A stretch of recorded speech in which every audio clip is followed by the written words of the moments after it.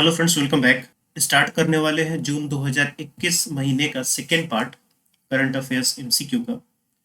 First part में हमने 65 questions के आसपास देखा था। आज उसी को हम आगे बढ़ाएंगे अभी, और जून 2021 का अभी इस पार्ट के साथ कंप्लीट हो जाएगा। तो इसके बाद जो वीडियो आएगी उसमें जुलाई के आपको एमसीक्यूज देखने को। तो 65 क्वेश्चन तक हमने लास्ट टाइम किया हुआ था। नाउ अब हम आगे करेंगे 66 क्वेश्चन से। नंबरिंग नहीं है लेकिन उससे आगे ही है ये। आज का जो फर्स्ट क्वेश्चन आपको देखने को मिलेगा, ये क्वेश्चन है कि consider the following statements regarding network for green the financial system. तो इसका जब नाम देखेंगे, नाम पढ़ेंगे, तो ये फाइनेंशियल सिस्टम को ग्रीनिंग करने की बात कर रहा है। तो कहने का मतलब ये है कि फाइनेंशियल सिस्टम कुछ ऐसा होना चाहिए जो सस्टेनेबल हो, ओके, क्लाइमेट चेंज को अफेक्ट ना करता हो, यानी कि क्लाइमेट चेंज को ध्यान में रख के सस्टेनेबल फाइनेंशियल सिस्टम ऐसा कुछ बनाया जाना चाहिए। ओके, तो इस तरीके के नेटवर्क की बात की जाती है, ऐसा नेटवर्क होना चाहिए। तो नेटवर्क का मतलब ये होगा कि बहुत सारी ऑर्गेनाइजेशन एंड जो भी इंस्टीट्यूशंस होंगी वो इसमें जुड़ेंगी, तभी एक नेटवर्क बनेगा। ओके, तो इसके जब आप स्टेटमेंट्स पढ़ेंगे कि first statement, network for grinning the financial system is a network of central banks and financial supervisor. बात सही है, फाइनेंशियल सिस्टम की बात है तो सेंट्रल बैंक्स एंड जो फाइनेंशियल रेगुलेटर या सुपरवाइजर होंगे वही इसमें ऐड होंगे। ओके, ये तो एक जनरल स्टेटमेंट है। दूसरा स्टेटमेंट की बात करें, it aims to share the best practices and contribute to development of the environment and climate risk management in the financial sector। ये भी एक जनरल टर्म है। ओके, ये भी स्टेटमेंट एक जनरल स्टेटमेंट है। ओके, क्वेश्चन के अकॉर्डिंग। थर्ड देखेंगे कि it was created by the reserve bank of India. अब कोई एक ऐसा ऑर्गेनाइजेशन बन रहा है जिसमें डिफरेंट इंटरनेशनल बॉडीज उसमें जुड़ने वाली हैं, इंटरनेशनल बैंक्स उसमें जुड़ने वाले हैं, different central banks of different countries. तो मोस्ट प्रोबेबली होगा कि ऐसे बॉडी को आरबीआई तो नहीं बनाएगी। ठीक है, इसे कोई ना कोई एक वर्ल्ड इंस्टीट्यूट हो या इंटरनेशनल इंस्टीट्यूट हो, वही इसको मोस्ट प्रोबेबली बनाएगा। ओके, तो इस लिहाज से अगर जाए तो आप ऑप्शन 3 को गलत करेंगे। ठीक है, ऑप्शन 3 गलत हो जाएगा, और ऑप्शन 3 गलत भी होगा क्योंकि इसका फॉर्मेशन किया गया है किसके द्वारा? इसका फॉर्मेशन आपको किया गया है group of central banks and supervisors होगा। ओके, एंड बाय बसेल, यू नो व्हाट इज बसेल? बसेल क्या है? ग्रुप है जो कि सेंट्रल बैंक्स है, तो उनका ग्रुप आपको बसेल में है। तो इसके द्वारा इसका आपको ये निर्माण किया गया है, और इसका डिसीजन लिया गया था 2017 में, जो पेरिस में वन प्लैनेट समिट हुआ था, वहां पर इस नेटवर्क को बनाने की बात की गई थी। आरबीआई इसका एक मेंबर बना है 2021 में, अप्रैल 2021 में। दैट्स वाई ये न्यूज में था। तो इसलिए आपको ये जानना होगा कि grinning the financial system network है क्या। ओके, इस लिहाजे से ऑप्शन ये जो होगा आपका सही हो जाएगा। ठीक है, आरबीआई ने क्रिएट नहीं किया है, बशर्ते कि आरबीआई इसका मेंबर है, बना है 2021 में। That's why it was news. Second question देखते हैं। ये बात कर रहा है एंटी डंपिंग ड्यूटी के बारे में, है कि बताना है कि कौन सा स्टेटमेंट सही है। एंटी डंपिंग होता क्या है, पहले डंपिंग क्या होता है? ओके, तो मान लीजिए एक कंट्री है इंडिया और एक कंट्री है चाइना। चाइना वाले ज्यादा करते हैं। कोई कंपनी है चाइना की, वो क्या कर रही है कि वो ऐसा प्रोडक्ट जो इंडिया में लाके बेच रही है, जिस प्रोडक्ट का प्राइस उसकी कंट्री में यानी कि चाइना में उससे कम है। तो सपोज एक कंपनी है जो चाइना की कंपनी है, ये कंपनी किसी प्रोडक्ट को इंडिया में लाके बेच रही है, और उस प्रोडक्ट का दाम इन्होंने 100 रुपए रखा है। जब वो इंडिया में बेच रहे हैं तो 100 रुपए में बेच रहे हैं, और जब चाइना में वो बेच रहे हैं तो 150 रुपए में बेच रहे हैं। तो वो कंपनी अपने होम कंट्री में 150 रुपए में बेच रही है, महंगा बेच रही है, और इंडिया में लाके वो सस्ता बेच रही है। तो इस प्रोसेस को हम कहते हैं डंप करना, यानी कि वो क्या कर रही है, कंपनी उस प्रोडक्ट को लाके सस्ते प्राइस पर लाके इंडिया में डंप कर रही है। इससे क्या होगा कि इंडिया की जो डोमेस्टिक इंडस्ट्री होगी वो इससे सफर करेगी। ठीक है, इसको हम डंपिंग कहते हैं। जब इसके अगेंस्ट एक ड्यूटी लगाई जाती है ताकि इसके प्राइस बढ़ जाए और फिर जो हमारे इंडस्ट्रियल या जो डोमेस्टिक इंडस्ट्रीज है उनके लेवल में हो जाए, तब हम उसको कहते हैं एंटी डंपिंग ड्यूटी। Okay?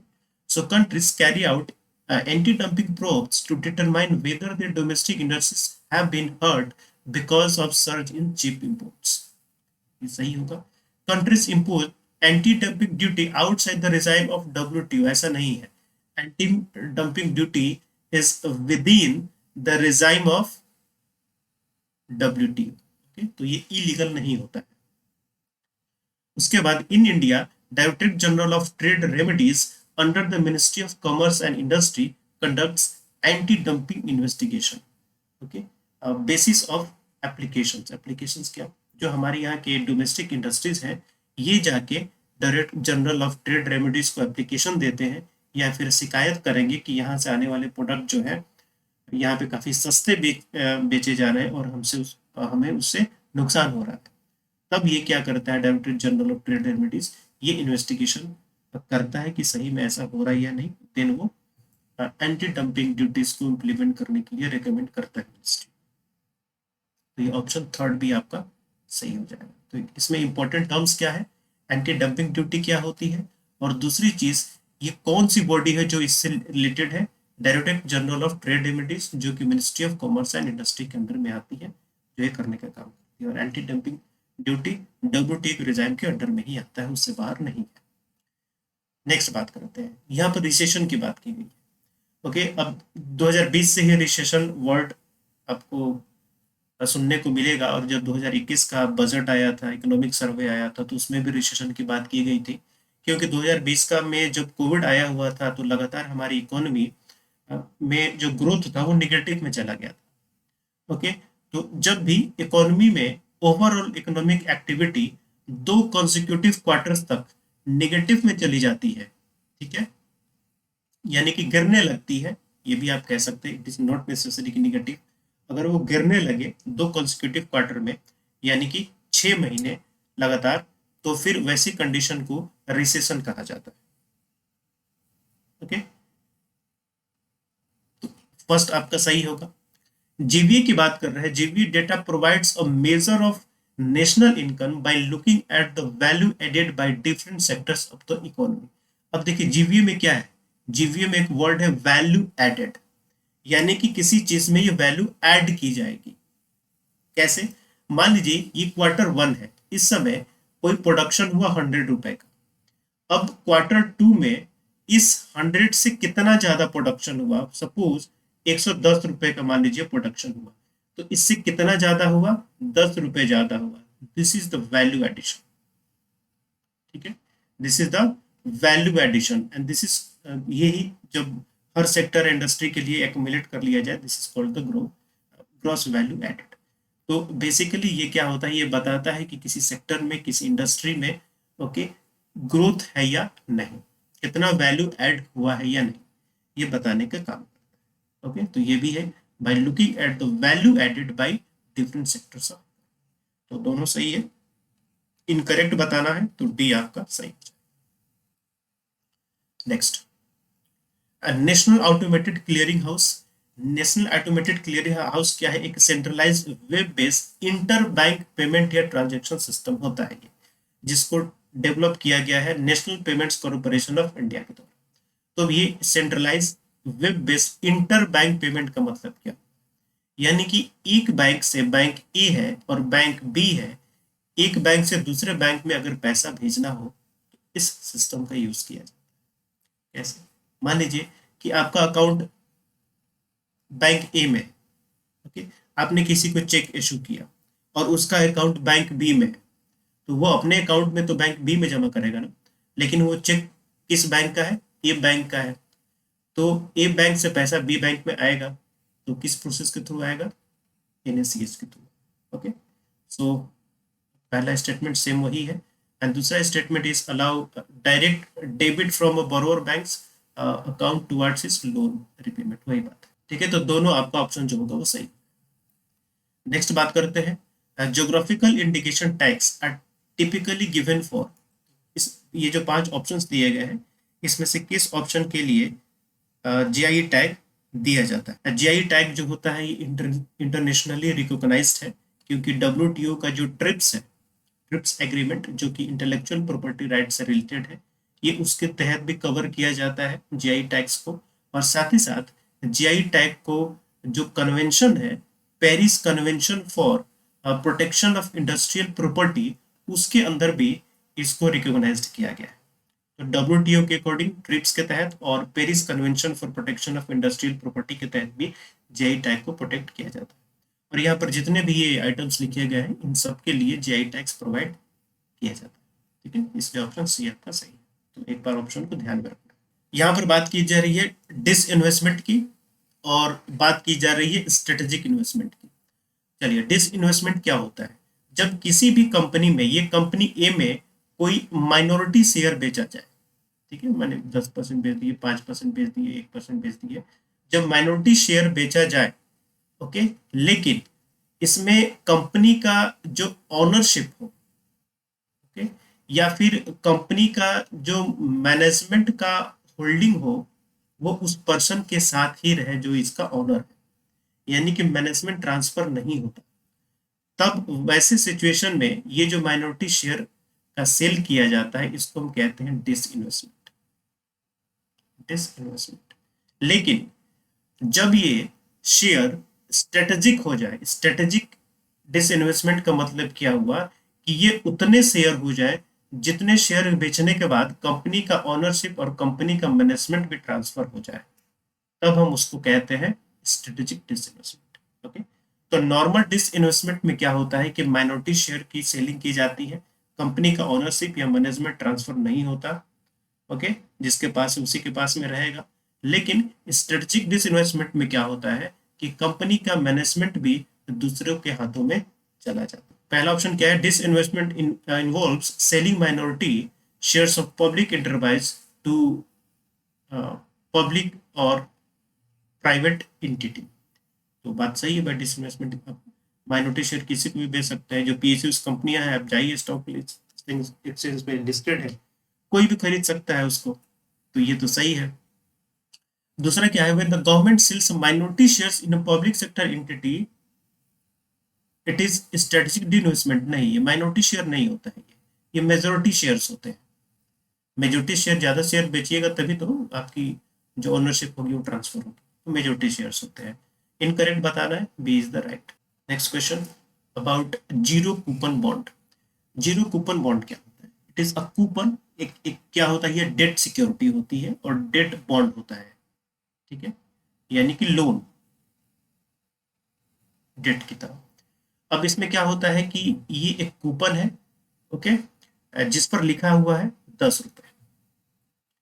तो इसको इश्यू करने वाली जो कंपनी होगी वो आपको देती है डिस्काउंट पर, वो देती है डिस्काउंट पर। और कंपनी ने कह दिया कि हम आपको 8 रुपए में दे रहे हैं, और 2 साल बाद, 2 साल इसका मेच्योरिटी पीरियड है, 2 साल बाद क्या करेंगे, हम आपसे 10 रुपए में खरीद लेंगे, ठीक है। तो इसको हम कहते हैं जीरो कूपन बॉन्ड, जिस पर कोई इंटरेस्ट नहीं मिलता, ओके। तो कंपनियां 8 रुपए में आपको बेचेंगी, फिर आपसे 10 रुपए में खरीद लेंगी। फायदा कितना हुआ आपको? 2 रुपए का। तो जनरली कंपनियां इसको इंटरेस्ट नहीं कहती हैं, ओके। इसको कहा जाता है डिस्काउंटेड रेट, और इसको कहा जाता है फेस वैल्यू। कि डिस्काउंटेड रेट पर कंपनियां बेचती हैं और फेस वैल्यू पर खरीद लेती हैं, तो जो बीच का मार्जिन हुआ वो आपका प्रॉफिट हुआ, ठीक है। तो zero coupon bonds are issued at discount and redeemed at par. Par का मतलब face value. No interest rate is paid on such bond at periodic intervals. बिल्कुल इसमें इंटरेस्ट रेट कोई भी पेड नहीं होता। This are special type of bonds issued only by the central government. Only लिखा हुआ है, तो ऐसा बिल्कुल नहीं है। इसे प्राइवेट जो कंपनियां होती है वो भी कर सकती है, तो ये ऑप्शन गलत हो जाएगा। इनकरेक्ट लगाना है, तो third one is in India the national income estimates is released by ministry of finance. ये सबसे पहले ही गलत। In India the national income is released by NSO, जो कि मिनिस्ट्री ऑफ स्टैटिस्टिक्स के अंडर में आता है, ठीक है। किसके द्वारा रिलीज किया जाता है? एनएसओ के द्वारा, जो कि ministry of statistics and programme implementation के अंडर में आता है, मिनिस्ट्री ऑफ फाइनेंस के अंडर में नहीं आता। तो पहला तो ऐसे ही गलत हो गया, करेक्ट लगाना है तो पहला इसमें है, पहला इसमें है, पहला इसमें, ऐसे भी सिर्फ आपके पास सी ऑप्शन ही बचता है। खैर, और आगे देख लेते हैं। GVA is a measure of contribution to GDP made by an individual producer, industry और सेक्टर। अभी हमने जीवीए की चर्चा की थी बाद में पीछे, तो बिल्कुल उसके अकॉर्डिंग सही है ये। And GDP is the total value of countries annual output of goods and services and gives an economic output from the consumer side. GDP का बिल्कुल डेफिनेशन ये लिखा हुआ है, तो ये आसान सा है। चलिए next question. National bank for financing infrastructure and development act 2021 में ये एक्ट एक पारित किया गया था जिसका नाम है national bank for financial infrastructure and development. इसके तहत ये कहा गया कि हम एक बैंक बनाएंगे। उस बैंक का नाम क्या होगा? National bank for financial infrastructure and development. ये बैंक क्या करेगा कि इसका नाम क्या है? Financial infrastructure and development. Okay, तो ये बैंक क्या करेगा कि इंफ्रास्ट्रक्चर के डेवलपमेंट के लिए लॉन्ग टर्म्स लोन प्रोवाइड करने की कोशिश करेगा, इनडायरेक्टली और डायरेक्टली, चाहे वो डायरेक्टली हो या फिर वो इनडायरेक्टली। साथ ही साथ देश में जो बॉन्ड्स एंड डेरिवेटिव मार्केट्स हैं उनको भी डेवलप करने के लिए ये सहायता प्रोवाइड। साथ ही साथ ये जो प्रोजेक्ट होंगे इंफ्रास्ट्रक्चर प्रोजेक्ट, ये इंडिया में भी इम्प्लीमेंट हो सकते हैं या आउटसाइड इंडिया में भी वो उनको इम्प्लीमेंट किया जा सकता है, जिससे इंडिया का जो इकोनॉमिक ग्रोथ है वो अफेक्ट होता है वैसे project. First one is seeks to establish National Bank for Financial Infrastructure Development as a principal development financial institution for the infrastructure financing, बिल्कुल, and development for the bonds and derivative markets necessary for the infrastructure financing, उसके लिए भी होगा। And also attract investment और project located outside India, तो उसके लिए भी करेगा। जो आउटसाइड इंडिया प्रोजेक्ट होंगे उनके लिए भी करेगा, बशर्ते कि उसमें इंडिया का कुछ इंटरेस्ट हो, इंडिया को उससे फायदा होता हो। GDP can be measured by adding private consumption, expenditure, government expenditure, investment made in the company and net export. Okay? इसको भी हम GDP के नाम से जानते हैं। ये आपकी NCERT में मिल जाएगा। जब आप NCERT पढ़िएगा तो 12th क्लास की NCERT, तो उसमें ये मिल जाएगा GDP। GDP में private consumption C plus government expenditure, okay, plus investment, and उसके बाद क्या होगा? And net export. Net export का मतलब क्या होता है? नेट एक्सपोर्ट का मतलब हुआ एक्सपोर्ट माइनस इंपोर्ट। ये फॉर्मूला आपके एनसीईआरटी में लिखा हुआ है, वही फॉर्मूला यहाँ पर सेंटेंस के फॉर्म में लिखा है और कुछ नहीं। ओके, ये कुछ डेटा है। India's GDP shrink more than 7% इन 2021। ओके, 2021 में कोविड के समय का जो फाइनेंशियल ईयर था, इस समय हमारी जीडीपी श्रिंक हुई थी, यानी कि -7% के वो रेट से ग्रोथ हुआ था, which was the worst performance of Indian economy in any year since independence. Okay, आजादी के बाद ये सबसे वर्स्ट परफॉर्मेंस था इंडियन इकोनॉमी। तो जब कोई भी चीज एकदम यूनिक होती है तो उसके बारे में आपको जानकारी होनी चाहिए, यूनिक है। क्योंकि इससे पहले जो जीडीपी श्रिंक हुआ था वो 1979 और 80 में हुआ था, और उस समय जीडीपी श्रिंक हुआ था 5.2 के हिसाब से, यानी कि -5.2 के हिसाब से, और इस बार हुआ है -7 के हिसाब से। तो अभी तक इंडिपेंडेंस हिस्ट्री में हमारे यहाँ this is the worst situation of Indian economy. तो ये भी सही हो जाएगा, करेक्ट लगाना है, C is the right answer. Next one, voluntary licence is an authorization gives by the patent holders to a generic company, allowing it to produce the patented product such as medicine as if it were a generic। इसका कहने का मतलब क्या है? कहने का मतलब ये है कि वॉलंटरी लाइसेंस एक ऐसा लाइसेंस होता है जिससे वो कंपनी जिसके पास पेटेंट है, मान लीजिए कोई दवा बनाने वाली कंपनी है जिसने एक पेटेंट करवाया, और वो क्या करती है कि पेटेंट करवाने का मतलब उस कंपनी के पास एक्सक्लूसिव राइट होते हैं तो उसके प्रोडक्शन के लिए, उसके सेल के लिए।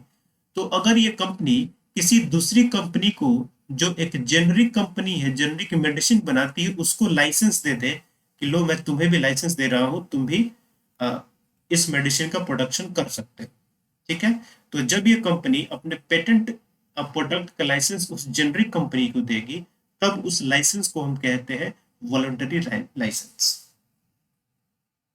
ठीक है। तो इस हिसाब से ऑप्शन ई जो होगा वो आपका सही होगा। सेकंड ऑप्शन क्या है?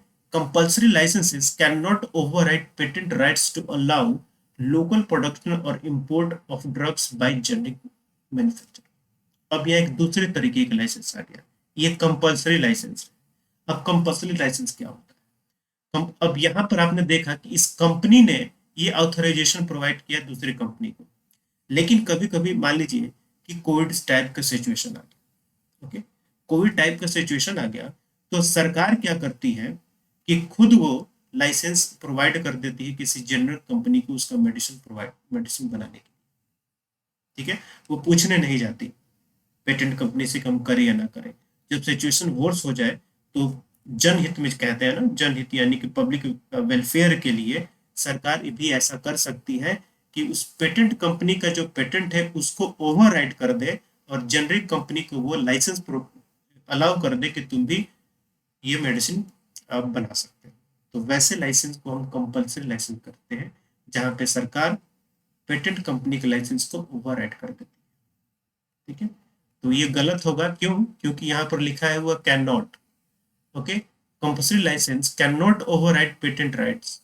ऐसा नहीं है। कंपल्सरी राइटेड में सरकार क्या करती है, उस पेटेंट कंपनी के राइट्स को ओवरराइड कर देती है और दूसरी कंपनी को लाइसेंस दे देती है बनाने के। तो ये ऑप्शन गलत है, इनकरेक्ट लगाना है, बी जो होगा आपका सही आंसर। नेक्स्ट बात करते हैं। ये एक क्रोनोलॉजी है, आपको बताना है कि कब कौन सा बना। एसबीआई कब बना? एसबीआई आपको 1955 में बना था। इससे पहले ये इंपीरियल बैंक के ऑफ इंडिया के नाम से जाने जाते थे। ओके, उसके बाद आईडीएबीआई है। आईडीएबीआई क्या है? ये आपको industrial financial corporation of India, LIC, different private sectors के जो इंश्योरेंस कंपनियां थी उनको एक साथ मिला के इसका नेशनलाइजेशन कर दिया गया था 1956 में। ओके, एयर इंडिया था। एयर इंडिया को जेआरडी टाटा जो जिन्होंने स्टार्ट किया था, उससे लेके इंडियन एयरलाइंस बना दिया गया आपको। इसको इसका नेशनलाइजेशन कर दिया गया। तो अब देखिएगा कि एयर इंडिया जो कि जेआरडी टाटा से लिया गया था, एयर इंडिया को सरकार ने नेशनलाइज करके लिया था, वो वही एयर इंडिया को टाटा ग्रुप द्वारा उसमें इन्वेस्टमेंट उसने किया हुआ है। विस्तारा, वैसे विस्तारा के साथ वो चला रहा है, लेकिन इधर जो कि एयर इंडिया है उसमें भी उसको खरीद लिया उसने। वही बात है ना, जिसका जो पहले था फिर उसके पास वही पहुंच गया।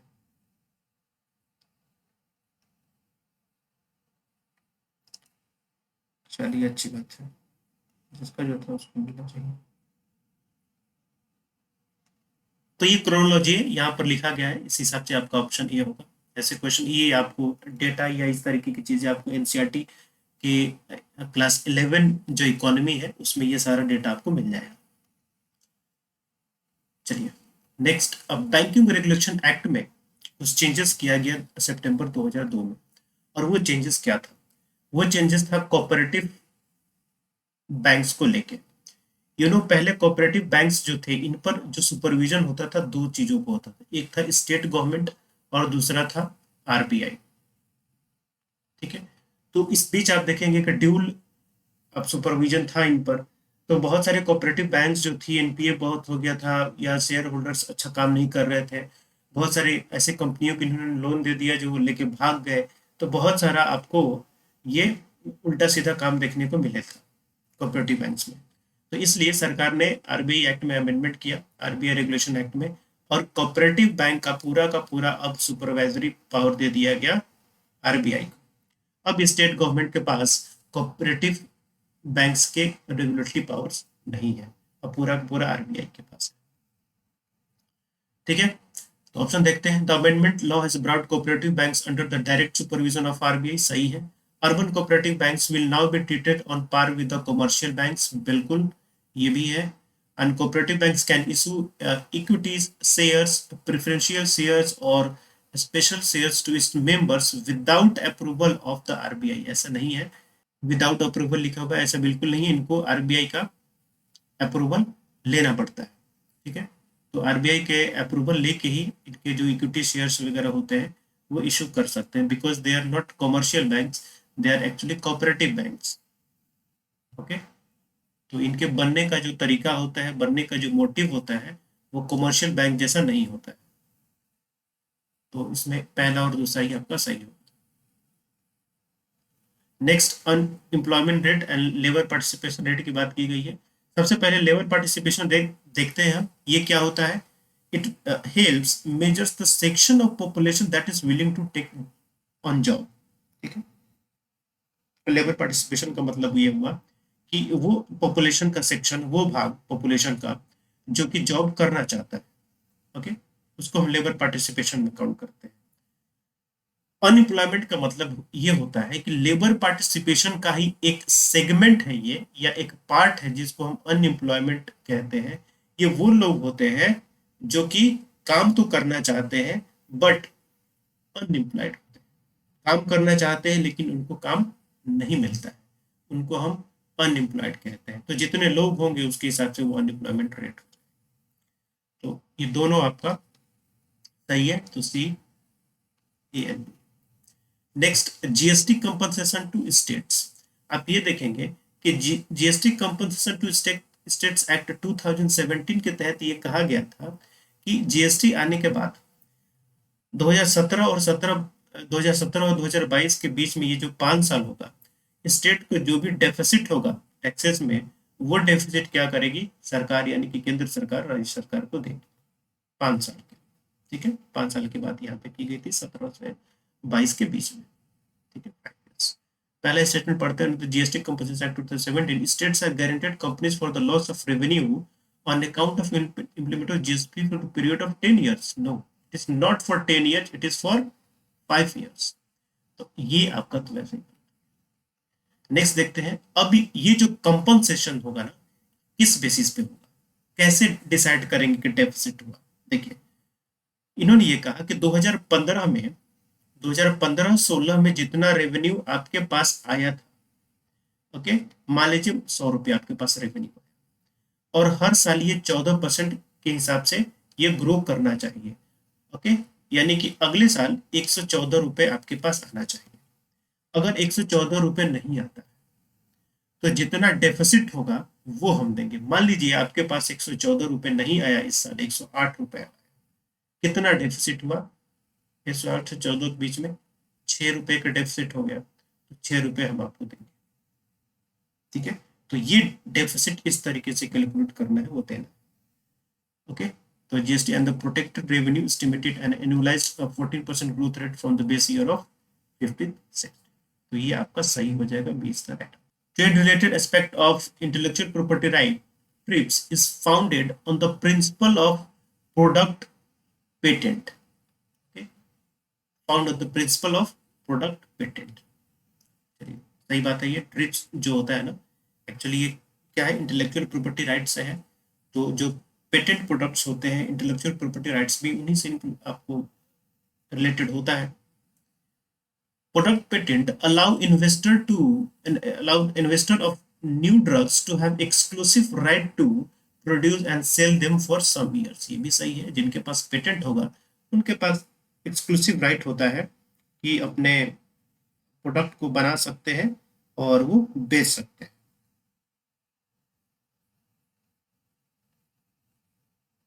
तो दोनों यहाँ पे सही है, तो सी आपका सही हो जाएगा। नेक्स्ट क्वेश्चन देखते हैं। In the last 5 years, wholesale price index based inflation has always remained below 10%। ऐसा है क्या? बिल्कुल नहीं है। क्यों नहीं है? पिछले साल होलसेल का जो WPI इन्फ्लेशन था वो 12.94% मई के महीने में चला गया था, यानी कि मई 2021 में WPI इन्फ्लेशन रेट 12.94% चला, और ये कह रहा है कि पिछले 5 साल में 10% के नीचे ही रहा है। बिल्कुल नहीं, तो गलत हो गया। ओके, और रिटेल आप देखेंगे कि रिटेल का इन्फ्लेशन मई महीने में 6.30% तक पहुंच गया था। अब दूसरा स्टेटमेंट क्या कहता है, last 5 years retail inflation has always remained with in the range of 4 ±2%। ऐसे बिल्कुल नहीं है, उससे तो ज्यादा चला गया था। +-2 का मतलब प्लस 4 में जोड़ भी दे तो 6% हुआ, बट मई में तो 6.30% चला गया था। तो ये भी स्टेटमेंट दोनों आपका गलत हो गया, इनकरेक्ट पूछ रहा है। नेक्स्ट क्वेश्चन की बात करें, डीप सी ट्रॉलिंग की बात की जा रही है। ये नो डीप सी ट्रॉलिंग क्या होती है, ये एक इक्विपमेंट होता है जिसे जो आपको मछली पकड़ने वाले होते हैं वो बेसिकली अपनी नाव में लेके चलते हैं ये, ठीक है। तो इससे क्या होता है ना कि पूरे एकदम डीप सी तक, सरफेस तक ये पहुंचता है, और उसके साथ डिफरेंट मैरिन ऑर्गेनिजम्स के साथ साथ और भी जो चीजें होती है ना वो उसके साथ चली आती है। तो बेसिकली ये मैरिन इकोसिस्टम को एडवर्सली इफेक्ट करने का काम करता है डीप सी ट्रॉलिंग। अब चलिए क्या होता है, is the industrial way of fishing which large nets are carted across the seafloor to lift out the marine animals. The Union government has given permission for foreign trawlers for deep sea fishing in the exclusive economic zone of the, सरकार ने जो permission दिया था सरकार ने उसको withdraw कर लिया है, ठीक है। यानी कि अब जी ये जो फॉरेन ट्रॉलर्स होते हैं, फॉरेन से ये मंगाए जाते हैं इक्विपमेंट्स, अब इनका यूज नहीं किया जा सकता है एक्सक्लूसिव इकोनॉमिक जोन में फिशिंग के लिए, ठीक है। तो जो 2007 में सरकार ने इस परमिशन को विड्रॉ कर लिया था। इसमें बताना है कि स्नो लेपर्ड्स को प्रोटेक्ट करने के लिए कौन कौन से एफर्ट इसमें किए गए, ये तीनों एफर्ट किए गए हैं। Project snow leopard, secure Himalaya के अंडर में भी स्नो लेपर्ड के प्रोटेक्शन की बात की गई है, और हिमालय संरक्षण की भी बात की गई है, उसमें भी इनकी बात की गई है। तो तीनों स्कीम के अंडर में स्नो लेपर्ड की प्रोटेक्शन की बात की गई है। अबाउट परमाफ्रॉस्ट, अब परमाफ्रॉस्ट क्या होता है, वैसा जगह जो कॉन्जिक्यूटिव 2 इयर्स तक बर्फ से ढका हुआ, वैसा जगह जो कॉन्जिक्यूटिव, मैंने कहा कॉन्जिक्यूटिव यानी कि लगातार 2 साल तक एटलीस्ट बर्फ से बर्फ से ढका हुआ हो, उसको हम परमाफ्रॉस्ट के नाम से जानते हैं। तो ऐसी जगह कहाँ कहाँ पर मिलती है, ऐसी जगह जनरली 2 जगह मिलती है। एक तो आपको हायर लैटिट्यूड में मिलेगा, ओके, हायर लैटिट्यूड जैसे आपकी हायर लैटिट्यूड में जाएंगे, पोल्स की तरफ जाएंगे तो उधर मिलेगा, हायर लैटिट्यूड की बात हो गई। और एक होता है हायर ऑल्टीट्यूड, हायर ऑल्टीट्यूड यानी कि ऊंचाई पर, जैसे कि हिमालय हो गया, हिमालय में ज्यादा ऊंचाई पर जाएंगे तो भी आपको कुछ एरिया मिलेंगे जहाँ पे हमेशा वो बर्फ से ढके रहते हैं। तो ये 2 जगहों पर जनरली ये मिलते हैं। ऑप्शन की बात करें, permafrost is any ground that remains completely frozen for at least 2 years, सही बात है। They are located only in high latitude of Arctic and Antarctic, ऐसा नहीं है, हाई लैटिट्यूड में भी मिलते हैं हिमालय जैसे माउंटेन्स में, तो केवल आर्कटिक अंटार्कटिक में ही नहीं मिलते हैं। दो गलत हो गया। तो दो अगर गलत हो गया तो उस हिसाब से हटाएंगे तो ये आपका चला गया, और एक आपका सही है, तो बी आपका सही हो जाएगा। वैसे भी थर्ड पे विचार कर लेते हैं। There is approximately twice as much carbon in permafrost that is currently in the atmosphere, okay. ये बात सही है कि जो परमाफ्रॉस्ट रीजन्स है ना उनमें जितना कार्बन ट्रैप है उसका आधा आपको अर्थ एटमॉस्फेयर में मिलता है, यानी कि अर्थ के एटमॉस्फेयर में जितना कार्बन है अभी उससे ट्वाइस, 2 गुना अभी इन परमाफ्रॉस्ट ग्लेशियर एंड इन सब रीजन्स में भी। नॉर्मली साइक्लोन से वीकेंड ओपन इंटरिंग लैंड, सही बात है, साइक्लोन जब लैंड पर आता है तो उसको सी से कट ऑफ हो जाता है, तो उसको एनर्जी मिल नहीं पाता, तो वो धीरे धीरे डिक्लाइन करने लगा।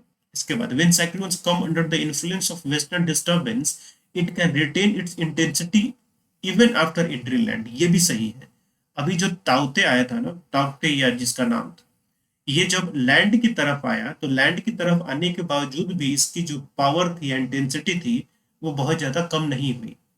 इसका रीजन ये था कि ये जो साइक्लोन था ये वेस्टर्न डिस्टर्बेंस के साथ मर्ज हो गया था, और जब वेस्टर्न डिस्टर्बेंस के साथ मर्ज हो जाता है तो लैंड पर आने के बावजूद भी इसकी इंटेंसिटी उतनी कम नहीं हो पाती जितनी कम होनी चाहिए। तो ये दोनों ऑप्शन सही होंगे। तो ताकते साइक्लोन आया था तो साइक्लोन आपको न्यूज में रहेगा।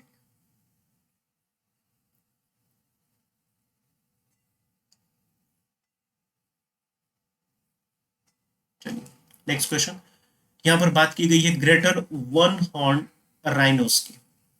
Greater horn one horn rhinos is native to the Indian subcontinent, हाँ बिल्कुल इंडिया में भी मिलते हैं। ओके, और इंडिया के अलावा जो इंडिया का मतलब सॉरी उसके आसपास आपको भूटान वगैरह हो गया, वहां पर भी मिलता है। ओके, म्यांमार वगैरह में भी मिलते हैं, इंडियन सब कॉन्टिनेंट में ही मिलते हैं और नेटिव भी है। इसके बाद it is listed as critically endangered in IUCN, नहीं ये क्रिटिकली इंडेंजर्ड नहीं है, ये वल्नरेबल है, these are vulnerable on IUCN list. उसके बाद Kaziranga national park is the highest density of one horn rhino in the world, नहीं काजीरंगा नेशनल पार्क में हाईएस्ट पॉपुलेशन है इनका, हाईएस्ट पॉपुलेशन है बट हाईएस्ट डेंसिटी नहीं है। हाईएस्ट डेंसिटी आपको मिलेगा पवित्रा में, Pobitora is known for the highest density for Indian one horn rhinos. Okay, बशर्ते कि काजीरंगा में हाईएस्ट पॉपुलेशन, डेंसिटी नहीं है, इस हिसाब से इनकरेक्ट लगाना है तो ये दूसरा तीसरा आपको गलत हो जाएगा। नेक्स्ट बात करते हैं नॉट, यहाँ पर ट्रांसप्लांटेशन की बात हो रही है। ट्रांसप्लांटेशन का सीधा सा मतलब ये होता है कि जैसे क्या होता है ना, कुछ पौधे ऐसे होते हैं जिनकी आप टहनी या ब्रांच काट के ही कहीं दूसरी जगह लगा देते हैं तो वो उग जाते हैं, उनको जड़ से लगाने की जरूरत नहीं पड़ती। This is called the transplantation. तो not all trees can be transplanted, ये सही बात है, हर ट्रीज को आप उस तरीके से टहनी काट के नहीं लगा सकते, हर ट्रीज उस तरीके से ग्रो नहीं करती, तो ये आपका सही है। Trees like peepal sisam are tolerant to transplantation, ये कुछ पेड़ होते हैं जिनको आप टहनी से नहीं लगा सकते, इनको जड़ से लगाना होता है, तो ये भी सही है। Any trees that has a tap root system can be transplanted without much effort, ऐसा नहीं है, जिसके भी टैप रूट सिस्टम होते हैं, जिनके रूट जमीन के अंदर बिल्कुल जाके बिखर जाते हैं या फैल जाते हैं, उसको हम कहते हैं tap rate system, tap root system. तो वैसे जो पौधे होते हैं ना, इनको जड़ से लगाना पड़ता है, इनके टहनियाँ काट के नहीं लगाए जा सकते, ठीक है, तो इनको इसलिए हम ट्रांसप्लांट नहीं कर, ये ट्रांसप्लांटेड नहीं कर सकते, ये गलत हो जाएगा, एक और दो ही। नेक्स्ट क्वेश्चन वेटलैंड के रिगार्डिंग।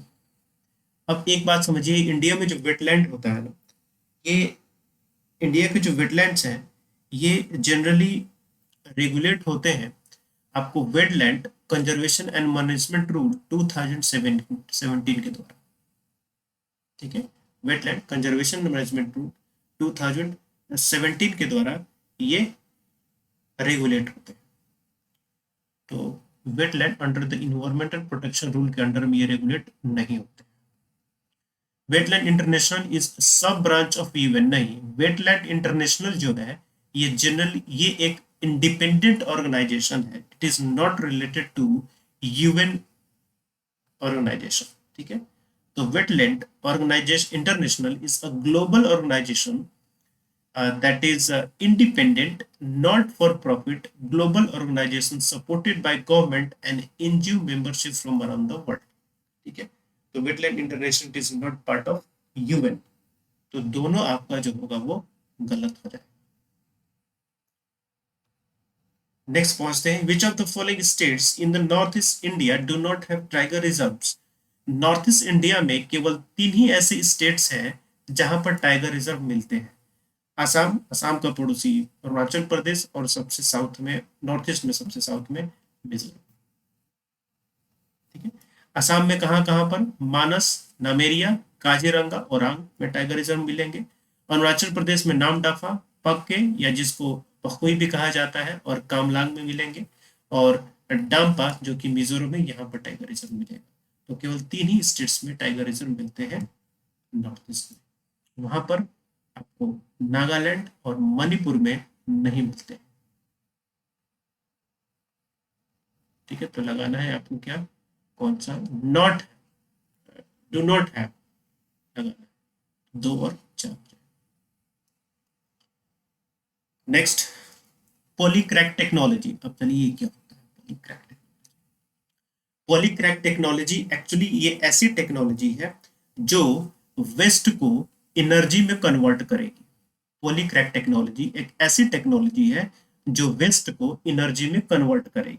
जो वेस्ट होता है ना, चाहे आपको इलेक्ट्रॉनिक वेस्ट हो या म्युनिसिपल वेस्ट होते हैं जो आपके घरों से कूड़े कूड़े निकलते हैं, या डिफरेंट टाइप के जो भी वेस्ट आप समझ लीजिए, उसे एनर्जी बनाया जाएगा। ओके, तो इस टेक्नोलॉजी का यूज करके पहली बार प्लांट यहाँ पर लगाया गया है इंडियन रेलवे के द्वारा। और इंडियन रेलवे ने इस तरीके का, इस टेक्नोलॉजी का यूज करके इंडिया का पहला प्लांट लगाया जिसमें किसी भी तरीके का वेस्ट यूज करके उससे एनर्जी को प्रोड्यूस किया जाएगा। ठीक है, और ये जो प्रोसेस होता है ये क्लोज्ड लूप का प्रोसेस होता है, यानी कि अंदर ही अंदर वो लूप चलता रहता है और किसी भी तरीके का हजार्डस पॉल्यूटेंट्स बाहर नहीं निकलता उसमें से। तो it is environment friendly also. चलिए, it is world's first patented heterogenic catalyst process that converts multiple feedstocks into hydrocarbon, liquid fuel, gas, carbon, water. Okay, this is the hydro. ध्यान रखिएगा, world का भी पहला है, इंडिया का भी पहला है, वर्ल्ड का भी पहला है। यहाँ पर लिखा भी हुआ है, it is the world first patented hydrogenous catalyst process which convert multiple feedstocks into hydrocarbon, liquid fuels, gas, carbon and water. Polycrack plant can be filled with all type of plastic. बिल्कुल किसी भी तरीके की plastic use कर सकते हैं, ई waste भी उसमें डाल सकते हैं, ऑर्गेनिक वेस्ट भी डाल सकते हैं, कुछ भी डाल सकते हैं जिसका मॉइस्चर अप टू 50% तक हो, ये भी हो जाएगा। This process is close loop, do not emit any hazardous pollutant in the. Meteor shower के बारे में आपको बताना है यहाँ पर। तो मीटियोर्स या मीटियोराइट्स जो कि अर्थ एटमोस्फेयर में इंटर करते हैं, रॉक पार्टिकल्स होते हैं जनरली। जब ये बहुत सारी क्वांटिटी में आपको दिखते हैं या फिर जब ये आपको आपके एटमोस्फेयर में दिखेंगे तो एक आपको लाइटनिंग टाइप की दिखाई देगी, जिसको मीटियोर स्टार्स, जिसको शूटिंग स्टार्स भी कहा जाता है। तो बेसिकली क्या होता है कि एक गैस के फॉर्म में या फिर जब वो जलता है, ओके, तो उसकी जो टेल्स होती है ना, पूंछ होती है, वो दिखाई देती है, shooting stars. Okay, so it is NASA के अकॉर्डिंग देखेंगे तो हर साल करीब आपको 30 से ज़्यादा मीटियोर शावर या शूटिंग स्टार्स आपको नजर आते हैं और दिखाई भी देते हैं। तो ये एक्चुअली एक रेयर इवेंट नहीं है। ओके, जनरली 30 से ज़्यादा आपको हर साल दिखाई देते हैं। तो first one is right and second one is wrong, incorrect बताना है, सेकेंड सही। ये नॉर्मल सा क्वेश्चन है ज्योग्राफी का। जॉम्बी फायर्स, जॉम्बी फायर्स किसे कहते हैं? फॉर एग्जाम्पल समझिए ये सरफेस है, सॉइल है, और इस सॉइल सरफेस के नीचे कई लंबे समय तक फायर चलता रहता है, कई दिनों तक, कई महीनों तक या सालों तक चलते रहते हैं। ओके, तो जनरली ये जो आग होती है जो सब सरफेस सॉइल में चलती है, जनरली ये पीट लैंड्स होते हैं जहाँ पर ये फ्लेम्स कई वीक्स तक, कई मंथ्स तक और कई ईयर्स तक चलती रहती है और कुछ समय के बाद ये सरफेस पर भी आ जाती है। तो ये जो फायर होती है जो सब सरफेस सॉइल में नजर आती है, इसको हम जॉम्बी फायर्स के नाम से जानते हैं।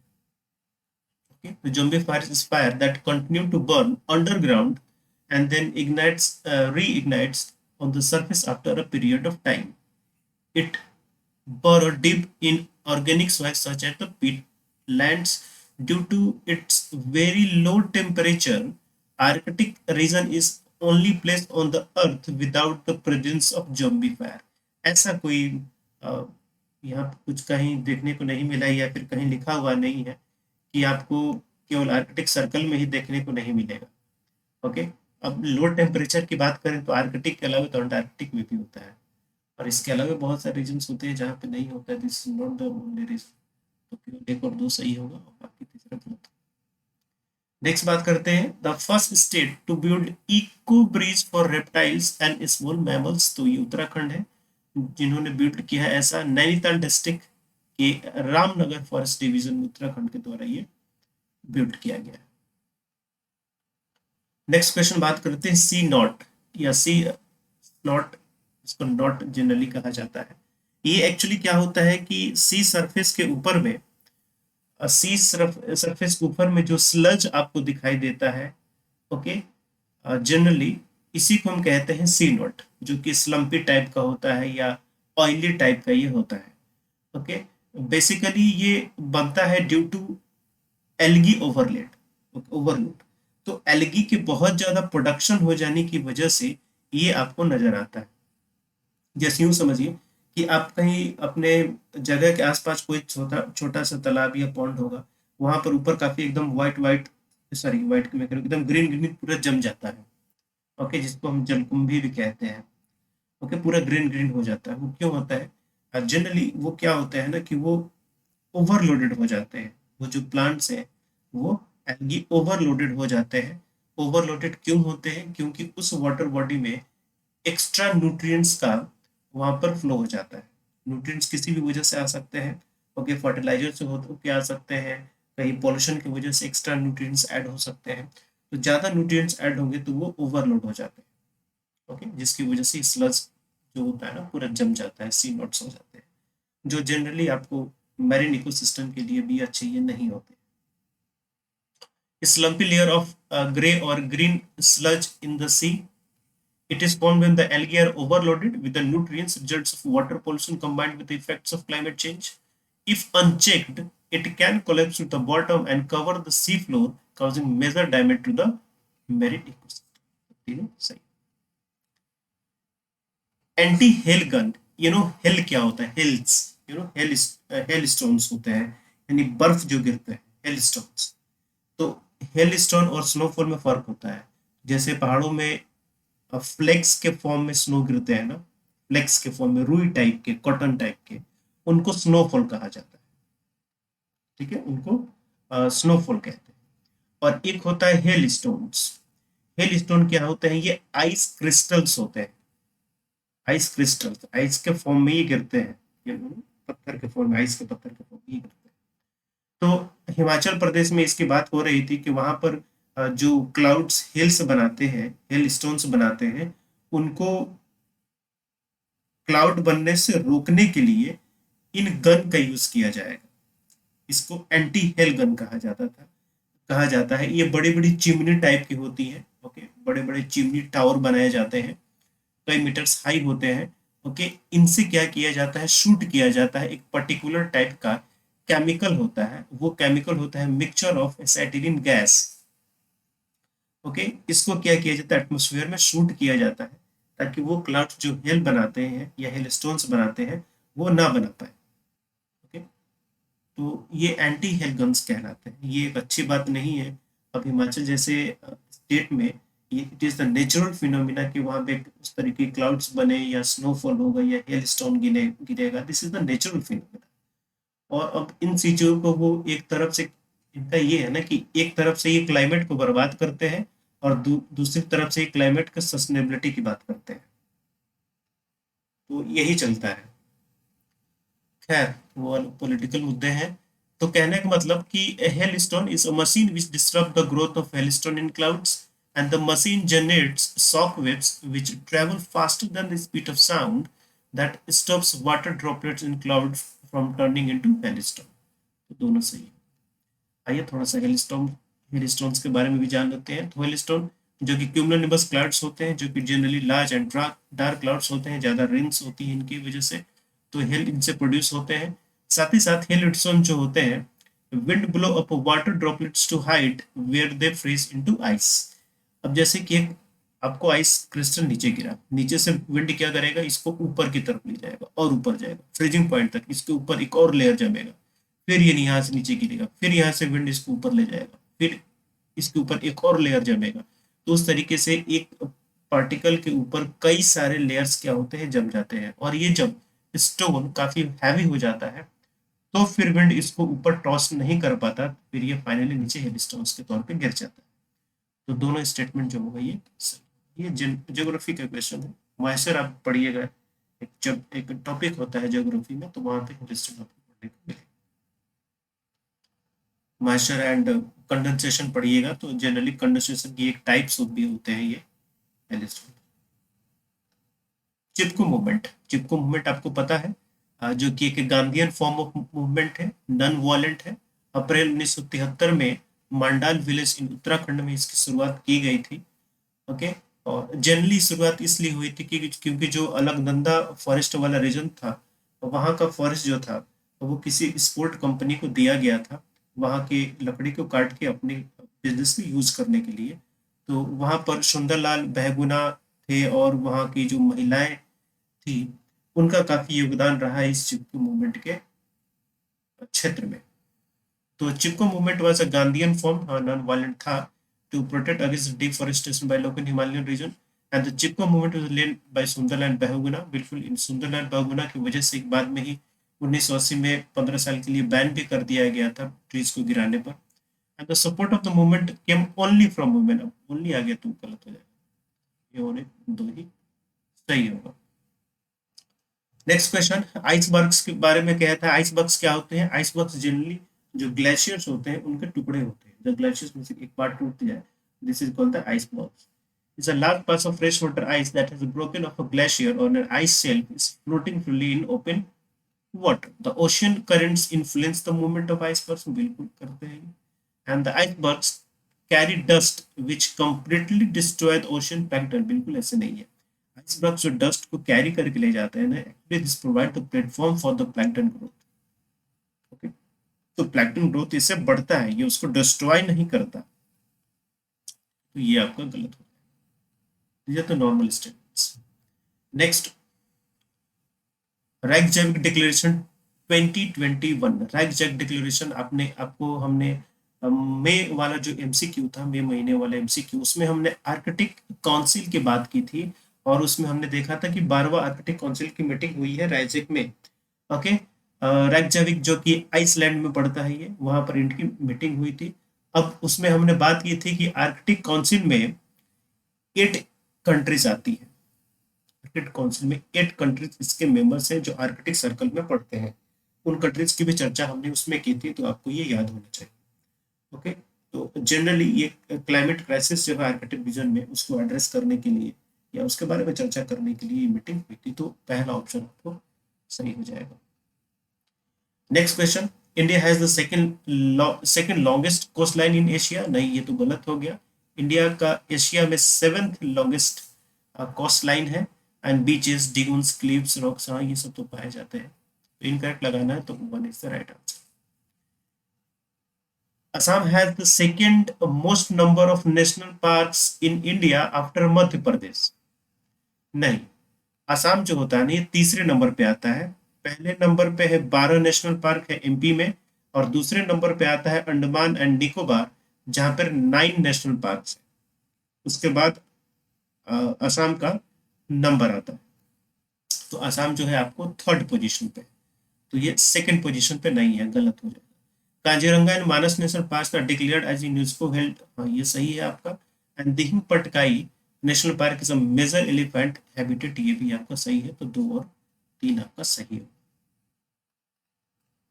Next, the bay of Bengal Arabian sea generate around 1/4 of the world cyclone. यानी कि वर्ल्ड में जितने साइक्लोन आते हैं उसमें 25% अरेबियन सी और बे ऑफ बंगाल में आते हैं, ऐसा इस स्टेटमेंट का कहना है।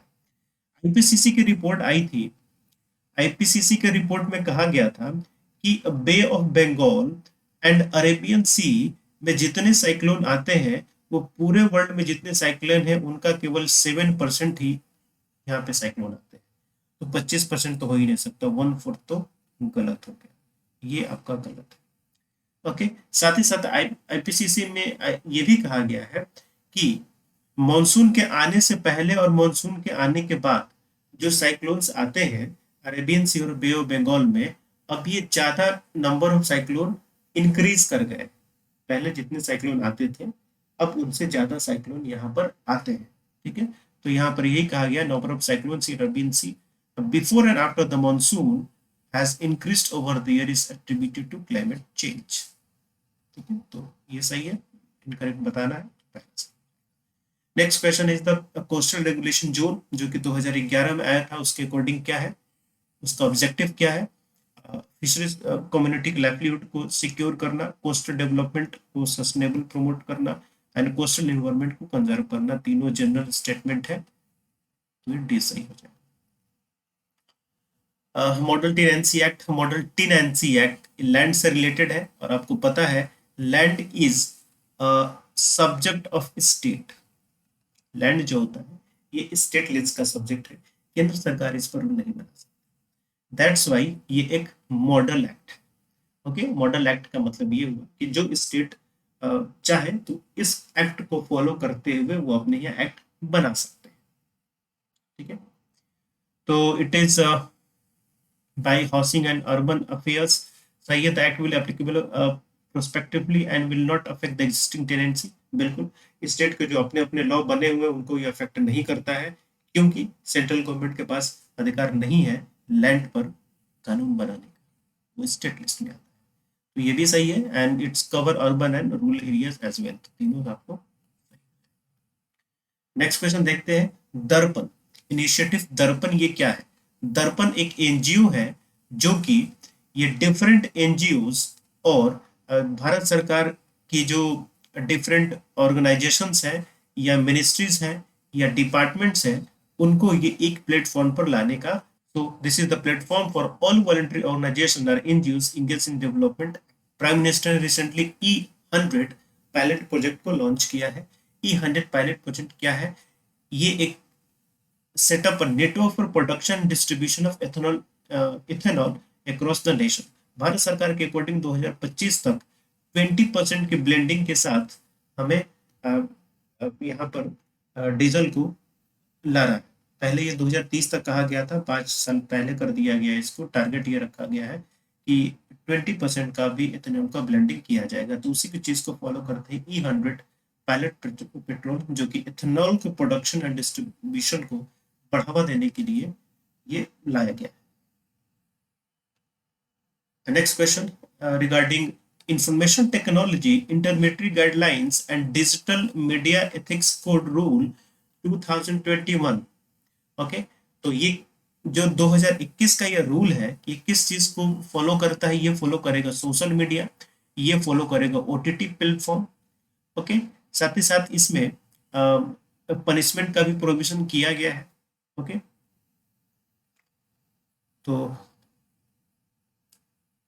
जो आपका IT एक्ट 2000 है, इंफॉर्मेशन टेक्नोलॉजी एक्ट 2000, उसके अंदर जो पावर दिया गया है उसको भी इम्प्लीमेंट इस रूल के द्वारा किया जाए। तो आप देखेंगे ये भी OTT social media and OTT को IT एक्ट 2000 के तहत इसके पावर को फ्रेम किया जाएगा। साथ ही साथ एक सेल्फ रेगुलेटरी आर्किटेक्चर होगा and code of ethics and grievance reduction mechanism for digital media. तीनों सही है, डी आपका सही है। जियोलाइट की बात की गई है यहाँ पर। जियोलाइट क्या है? जियोलाइट एक एल्यूमिनी सिलिकेट मिनरल है। ओके, यानी कि एल्यूमिनियम और सिलिका का मिला जुला एक मिनरल है, जिसको बहुत सारे चीजों में यूज किया जाता है, जैसे कमर्शियल एब्जॉर्बेंट या कैटलिस्ट के तौर पे, या फिर आप वाटर प्यूरिफिकेशन वाली जो डिवाइस होती है उसमें भी इसको आयन के तौर पे यूज किया जाता है, सॉफ्टनिंग या अदर एप्लीकेशन। साथ ही साथ मेडिकल ग्रेड के ऑक्सीजन को प्रोड्यूस करने के लिए भी किया जाता है, जो हॉस्पिटल्स वगैरह में दिए जाते हैं। ओके, इसके अलावा भी बहुत सारी चीजें, ऑक्सीजन प्यूरिफिकेशन के लिए भी इसका यूज किया जाता है। ओके, साथ ही साथ सोलर हीट जो होता है एब्जॉर्ब किया जाता है थर्मल कलेक्टर्स का यूज करके, उसमें भी इसका यूज किया जाता है। तो सारे चीजों में इसका यूज जियोलाइट का किया जाता है। डी।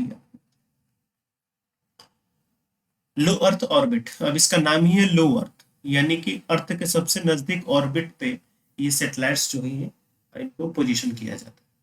तो जनरली 500 से लेकर 2000 किलोमीटर फ्रॉम अर्थ के डिस्टेंस पर इन सैटेलाइट्स को रखा जाता है, और वहीं जो आपके स्टेशनरी सैटेलाइट्स होते हैं वो 36,000 किलोमीटर की हाइट पे होते हैं।